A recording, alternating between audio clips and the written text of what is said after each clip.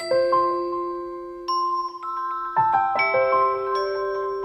to the Oxnard College Literature, Arts, and Lecture Series. If you're new to this series, please sign our mailing list on your way out. You're welcome to pick up flyers about the upcoming event. There's only one left. And if you sign it and give me your email address or your snail mail address, I will send you flyers for next semester's events. And believe me, it's an amazing lineup. Next week is our last event, and the students from the Sigma Kappa Delta English Honor Society are going to do a presentation on Virginia Woolf, particularly the death of the moth. So that should be really good. They always surprise me in what they do, and it's always amazing. And that will be the last event. So today, we have Elliot Fintishaw, who is a two-time winner of the National Endowment of the Arts Solo Performer Award. He's performed in thousands of solo shows all over the United States, including at the National Theater in Washington, D.C. He's taught movement and stage at the Eastman School of Music and the Del Arte International School. So he's been around, and we're in for a real treat. Let's give him a warm welcome.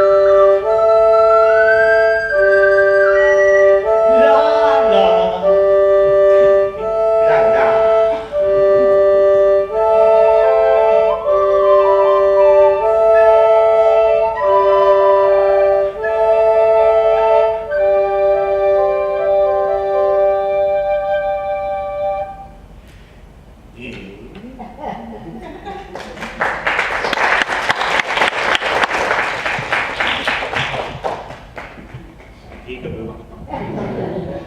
Wait a minute.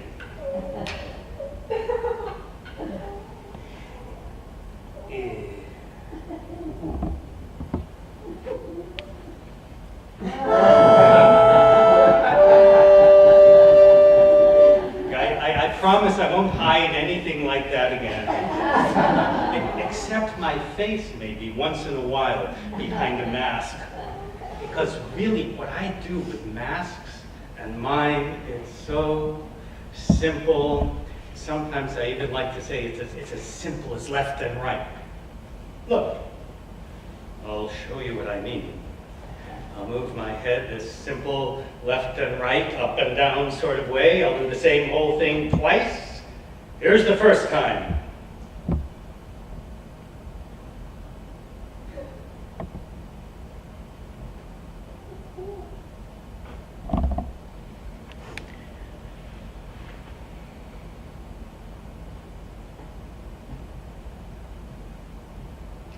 Here's the second time. Same thing.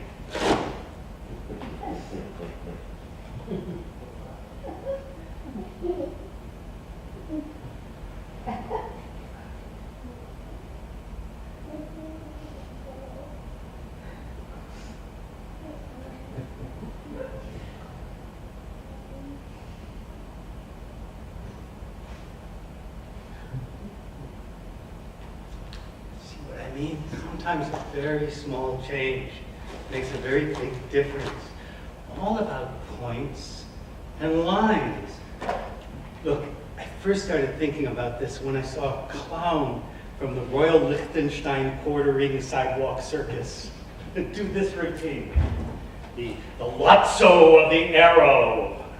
A clown comes on holding a card like this, and it's just very simple. It's just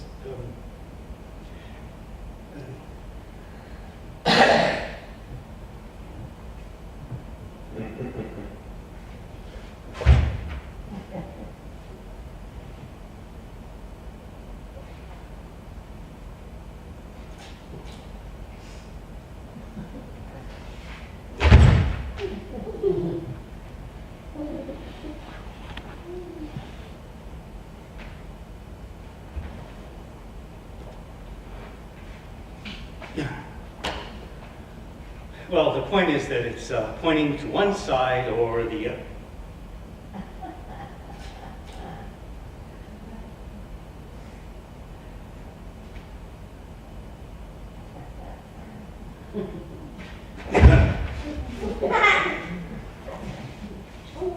Points and lines, it's so simple. Here, another example. This is just, of course, a mixing bowl.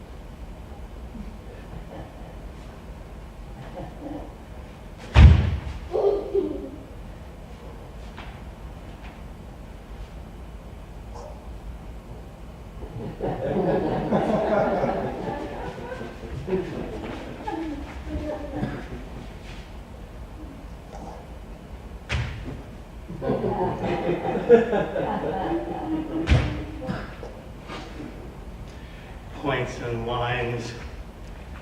I was reading some old things the other day, 2,000 years old, Pythagoras and Zeno about points and lines.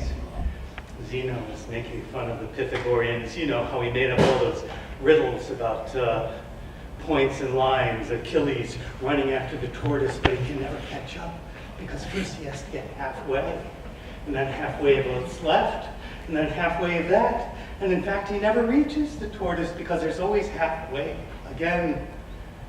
But we see points and lines despite the mathematics and understand everything immediately. Look, just a bunch of lines on an oval. But the instant you see it, you know what it's about, you know what it feels like. I bet you even you know what I'll be like if I put this on.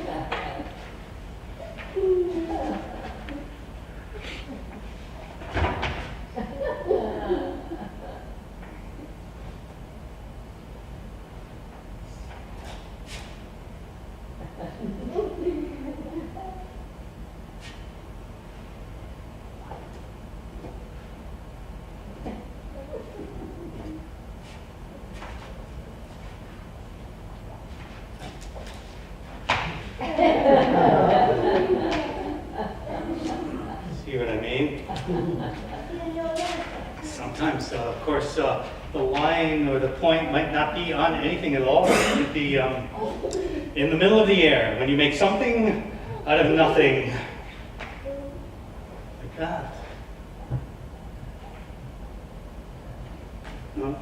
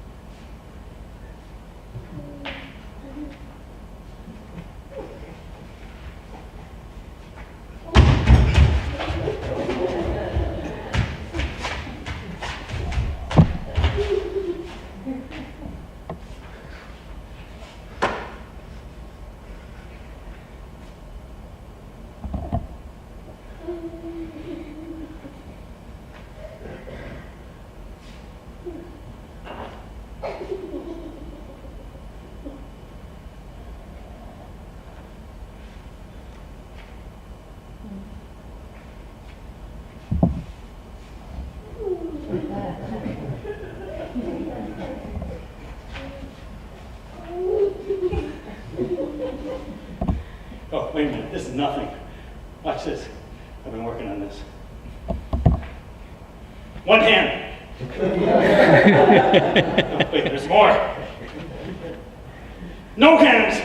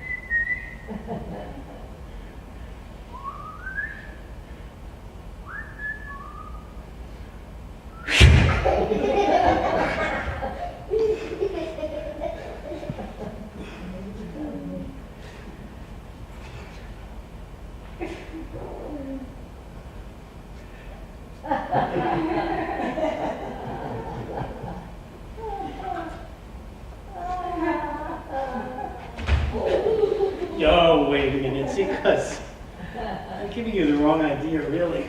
Because it isn't me doing this, it's you, too.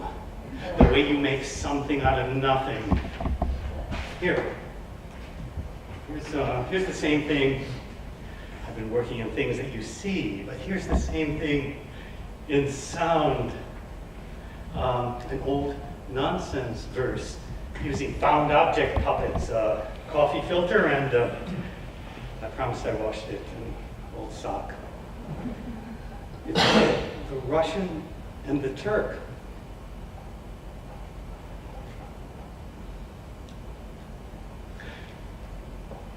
There was a Russian across the sea, just when the war was growing hot, and his name, it was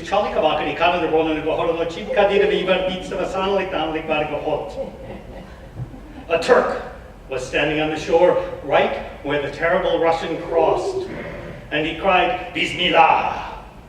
I'm Abal Kor Bazaru Kilgo Notogobroskettin Pravadi Kliga Kolaji Griveno Bliveno Janikodosk. So they stood like brave men, long and well, and each called the other's proper name. Charlie Kavakari Karaka Polaka Horlachik Kativa Ivardit Savasana Dana Paragobot, Abal Kor Bazaru Kilgo Notogobros, Getting Pravadi Kliga Kolaji Griveno Bliveno Janikodos, Charlie Karaka Polaka Hilo Chip Kativa Ivardit Savasana Dana Paragobot, Abal Kor Bazaru Kilgo Notogobros, Getting Pravadi Kliga Kolaji Griveno Bliveno Janikodos, Charlie Kavakari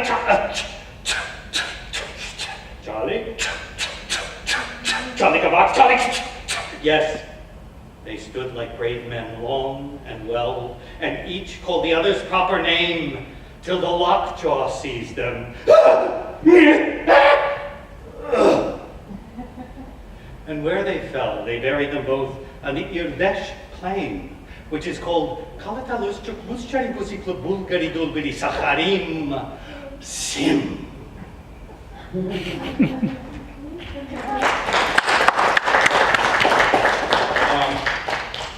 I just want to tell you before I say this and show you this that I don't have any stuffed animals personally. I'm growing to a man's estate, and I have nothing to do with stuffed animals. I just borrowed this one from someone today. And it's purely for demonstration purposes, but just to show you how much we add to what we see, simple points and lines left and right. This is obviously just nothing but an inanimate object. I'm sorry. And I'm just going to hold the body still. You can do this for your little brothers and sisters too. And as I hold the body still, I'm going to pinch it gently but firmly behind the head. And I'm just going to rotate the head while the shoulders stay still and watch what happens.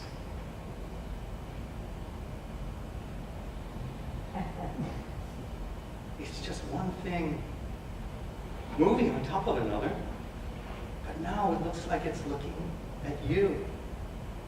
And masks work the same way. It's a secret puppeteers have long known. Masks work just like that. When the shoulders are still, but the head moves, the mask seems to come to life. Look. I'll just put it on and stand still for a second.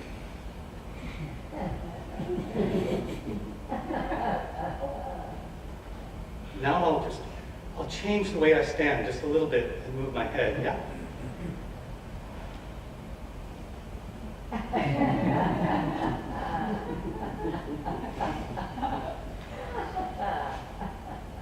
What if instead of making my chest go out, I made it go in?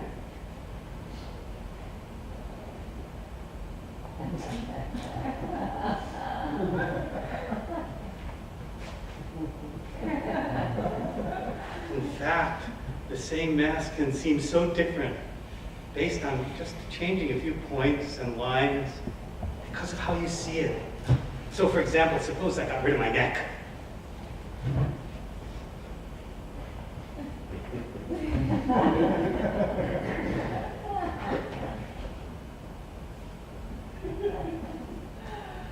It's a whole different mask. Or if I wore it upside down. Or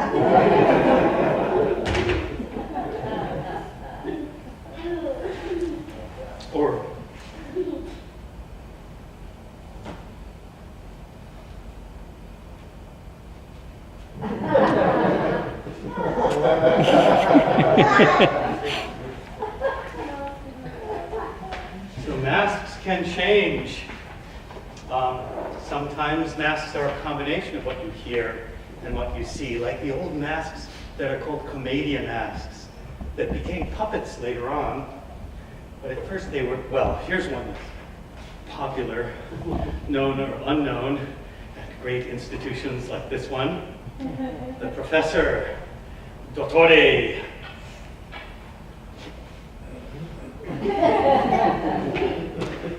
IEQED qua in loco parentis, in hoc signo vinces, as it were, as it is, as it was to be, about to be, having been in the process of being. Be. Or, we still have the word brigand, and there was a mask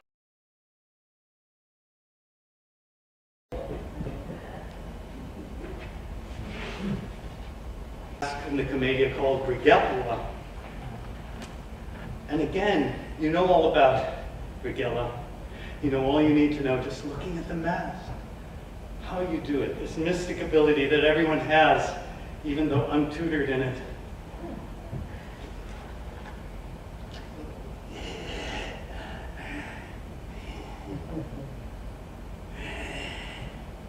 Got some money?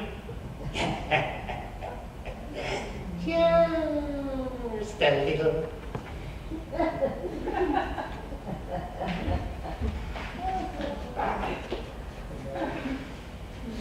This one, there are many like this in the commedia. This one's maybe Buratino.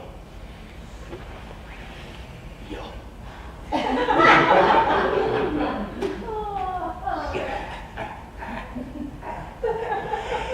Whoa.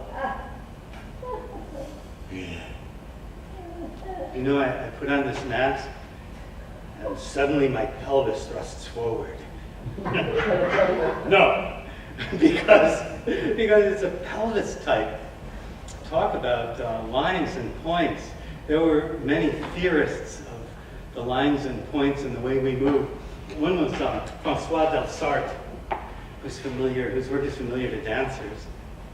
Used to be in theater, but now he's laughed at in theater, but praised among dancers. He said there were three kinds of people.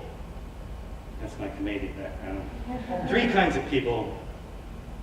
The head people, the chest people, and like this last one, the pelvis people. I'm an example of a head person. As you can see, if I'm unaware of how I'm standing, my head is in front of the rest of me. My neck is tilted forward like that, something my brother always criticized me for. But I'm just a head person. Everywhere I go, the head goes first. We are the people of curiosity and intellect, we head people. Always questioning, examining. The fingertips, the top of the head. Then there are the chest people, or torso people.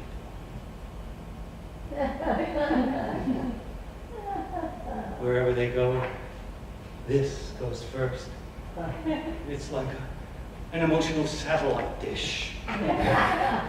You poor dear.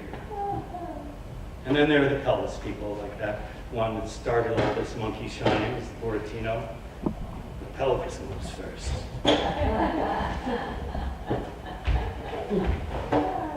And in fact, if you think of the Fons, he's a perfect pelvis type. This, the thumb, which is of course the pelvis of the hand, and the pelvis of the face is the chin. Hey. That character exists to prove the correctness of Delsarte. Sometimes masks have different dimensions to them and say different things all at once. I made this for a production of Macbeth. It was one of the witches. Macbeth! Macbeth! See, nothing fell on me. There's a superstition in the theater that one mustn't pronounce that name on stage. And this was one of the witches that represents the three aspects of the goddess Diana, or Artemis, or Trivia, the young maiden, the moon, and the crone. So the challenge of the person wearing this is to do all three of them somehow, simply by rotating the head.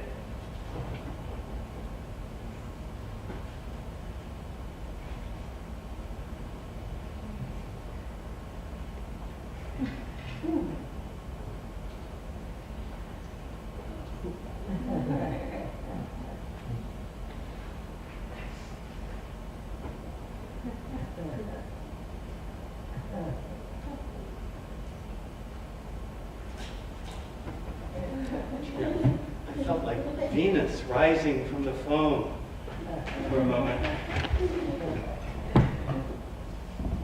This is a similar mask, but the spirit of it is similar. This came from a production of a kind of a treatment of the Book of Revelation. There's a scene in that, you know, where there's a woman walking through the sky woman who's clothed in the sun and has the moon under her feet. And she's chased by a demon. Part of this mask is just a Balinese wooden mask I did not make. I only made the outer part of it.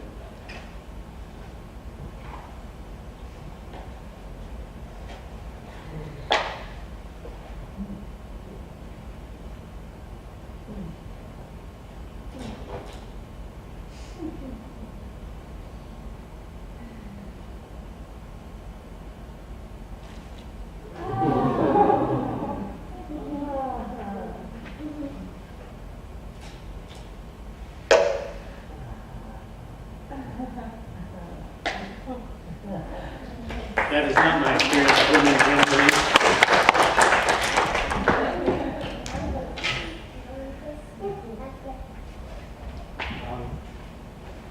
It's funny, this lightness or the heaviness, the change of a line or a point, everything is really the sphere of the audience. You understand it when you see it. And the performer, the one behind the mask, depends on you for that. Look, here's something I bet you do every day. In fact, to remind you of it, let's do a little exercise. Sitting where you are. First of all, just we'll do some mind exercise, some head rotations. You turn your head all the way to your right, like that. Try that. As if you were trying to see somebody over your shoulder there. And all the way to the other side, to your left. Right. Left. Right. Left, right. See, this happens when you come into a place, maybe like this, maybe today, where there are lots of people sitting, and of course you want to sit down right next to somebody you know, but sometimes the proper seats are taken by improper people. That is, by people you don't know. You have to sit somewhere, so you come in and you do the best you can.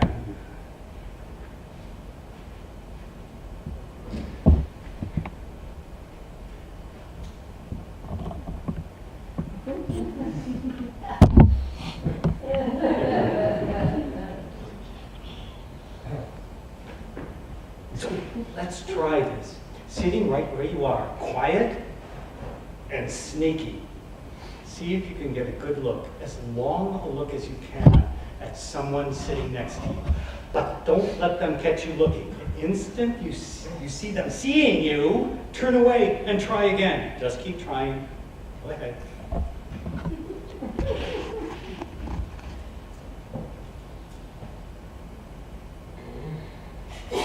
Of course, I love this. This is my favorite part to watch. But let me set it up so you can see the same thing that I was just watching. I'll just get a couple of people to sit up here and play the same game we were all just playing. Yeah. Okay. Do you want to? Want to sit here?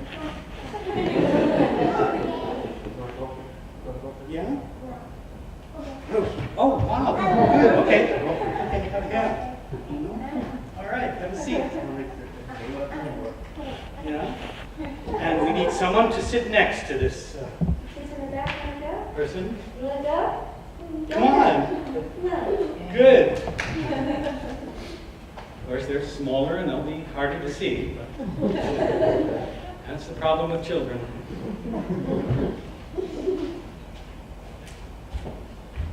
Good. Thank you. And a flower, too. Into the bargain.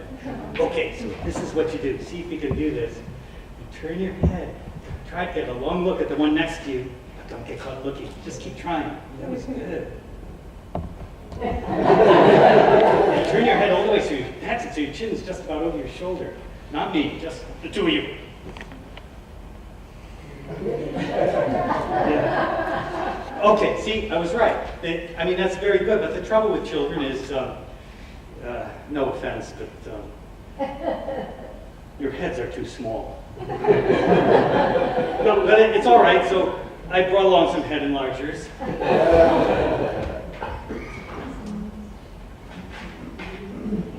There you go.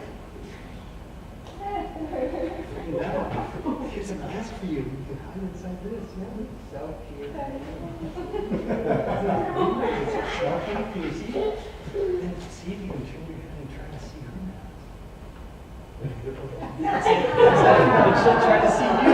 Yeah, look out through the eye holes and see if you can see the one next to you.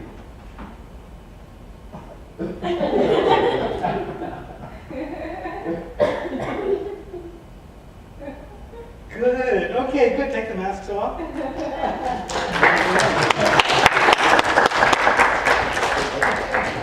Okay, just so we have a little counterpoint in size, I wonder if I can cajole some 3 larger humans, hominids, or primates, to come sit and play this game with me.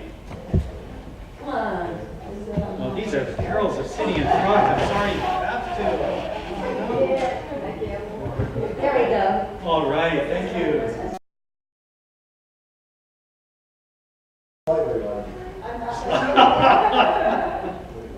Oh, here you are on the end. Gentlemen, I beseech you. Summon your courage. Come join us on the stage for a moment. All right, then it's you and me. Did you get a couple of dollars too? Right here.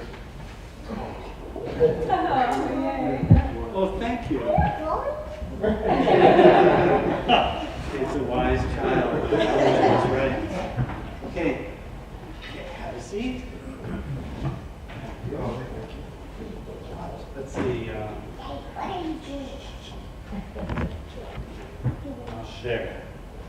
You may have to take off your glasses. Sure. So the last masks, the ones that the children were wearing, are called larval masks for kind of an obvious reason. They're kind of half-formed. You can see many things in them. These masks are much more specific characters, huh? So we'll put them on and play the same game that they were playing. Like a sport, trying to see the one next to us, but not to get caught looking.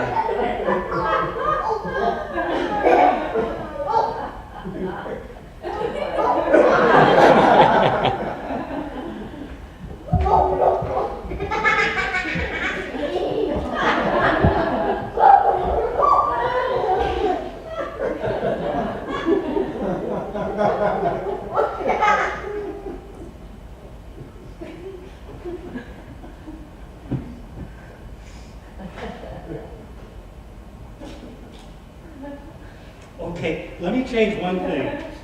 The way you sit. If you could press your, oh, that's good, you're pressing your knees together. Can you raise your shoulders up to your ears?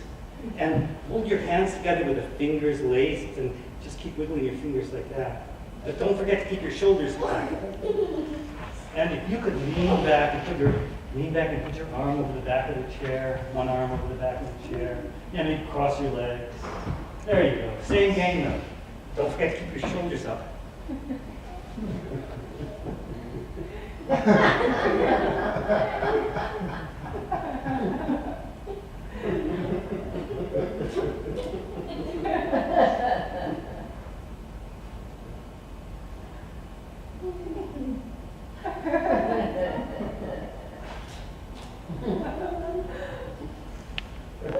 Okay, good. Take the masks off. Thank you.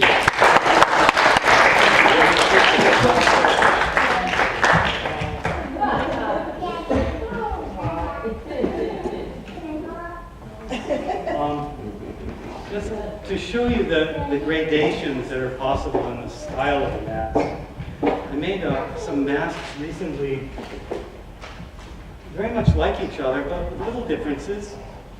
Of all of them, this is the most neutral. In other words, the feeling of it, there is some feeling, yeah? You can see, you know what I'd be like if I wore it. You know what you'd feel like if you looked like this. But it's mild. And then a little more.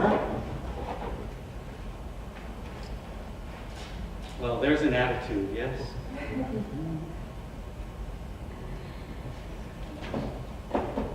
And now kind of a quantum leap.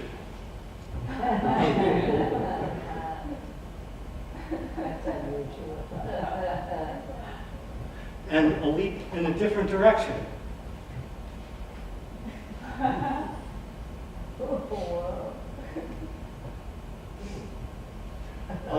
Let me show you a mask that this reminds me of, one that I made a long time ago. But I'm constantly on guard against making something like the sort of mask or piece of art that you hang on a wall. Those, as beautiful as they may be, tend to be static. If an actor wears such a mask, takes it off a wall where it's beautiful, and puts it on and wears it on the stage, it dies. Because it's not capable of varying, of taking on different moods for the viewer. So I'm always trying to find ways of putting little asymmetries, both visually and in the feeling of a mask. So you can play many things, yeah, in this mask, depending on whether your feeling comes from the forehead, the furrowed forehead, or from the high cheeks, or from the crazy pursed lips, or the clown nose, let's not forget, which has sometimes been called the smallest mask. Let me play a game with you. Let me take the mask of the space and of our collective mind. I happen to be, not bragging, the world's worst storyteller, or one of the worst 3 storytellers, because I always start the same way, walking down the street somewhere, usually Santa Rosa, California, and because I always forget what happens next. So humiliating as it may be, now and then I'll just say, what's next? And if you could be so kind as just to shout out some simple thing that happens next, and the first one I hear, I'll just incorporate into the story as if it were my own. So I'll say, what's next? And you'll tell me. Be kind. So I was walking down the street in Santa Rosa, California, and I came to a red light, and I did what I always do when I come to a red light. I kept walking. And there I was, in the middle of the street. Now what? Look out. I look out! And sure enough, there are giraffes coming toward me. A multitude of giraffes.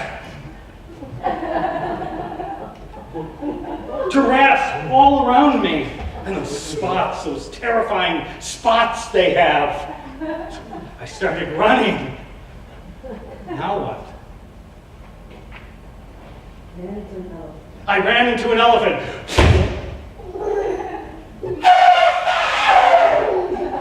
It lifted me high onto its trunk, and then it blew me with a huge fusillade of roiling water into the air. And there I was, the spout from an elephant among the clouds. Now what? I fell into a lake. I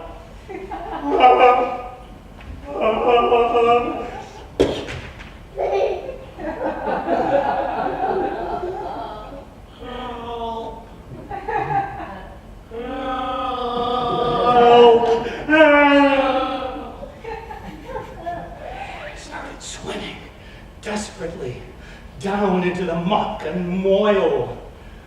Now what? A little girl grabbed me.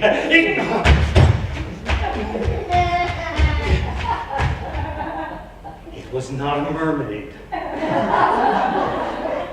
She was a little girl who happened to be playing at the bottom of the ocean that day. She had the unusual ability of breathing water, and she wanted to use me for one of her toys. She dressed me up as a toy soldier. Now what? Oh God! God suddenly appeared. He had a long white beard and fierce eyes. He boiled the water away. And there we all were in the sand, me and the little girl who looked really stricken. Now what? We ate falafel. As you know. Well, you may not. Very few people actually know this, although I would think that it would be common knowledge in an institution of higher learning. When the tide goes out, it leaves falafel in the sand. So we picked up the falafel and we ate. And we ate.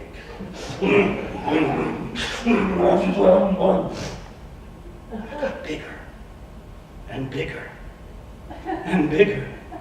My falafel girth was increasing and increasing, and suddenly I started floating up into the air. But before I could quite reach the upper jibosphere, someone yanked at my leg and tied a basket below me. They hopped in and floated up, using me for a hot air balloon, but actually I was a hot falafel balloon. Now what? It popped! Chickpeas everywhere. Tahini up to here.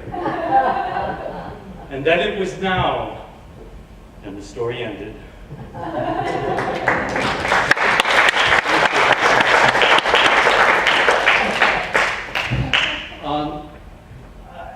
Let me ask you if you have any questions you'd like to ask about this crazy business of masks and mime and the mystery, how you see things that aren't there, or anything else that may occur to you. Anyone? Yeah. So you make the masks yourself? Yes, yeah. It's a crazy process. I wake up with a feeling and a bunch of clay. And I push the feeling into the clay with my fingers. And then I cover it with Vaseline, pour plaster over it, pull out the clay, put in paper mache, pull out the paper mache, paint it, put it on. And here's the miraculous part of it. When I stand before an audience in it, they feel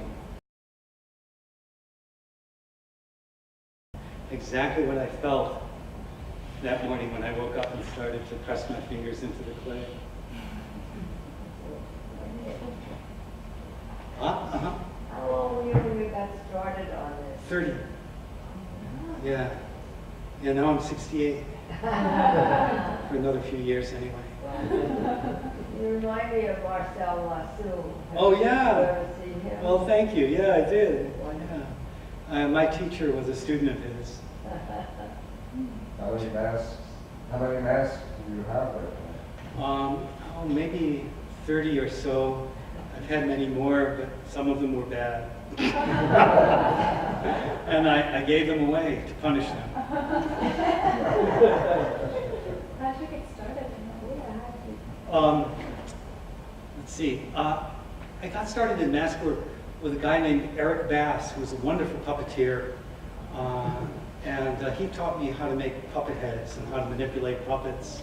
And the process of making a mask is almost the same as the process of making a certain kind of puppet head. And that's how I first learned and started doing it. And then I saw someone perform wearing a half mask with a mustache in a Balinese style. And her act consisted completely and simply in making tacos in a toaster oven. And her character was named Frank, and he repeatedly said, "Oh, nachos, I'm sorry, nachos, they're good." And when she pronounced this line in that half mask, it was so impelling to me that I wanted to become a mask performer. Any other questions? Let's do one last exercise together, the most difficult of all, 2 positions with which you may be familiar if you've taken the martial arts. This is number 1. Try that. Yeah. Perfect. Number 2 sometimes is called the swan because from the side it looks like this. But really you rotate it forward. Well, that way, in case you ever needed to, you could snap right back to number 1, right? So it's 2, 1, 2, 1, 2, 1, 2, 1, 2, 1, 2, 1, 2. Thank you. Thank you.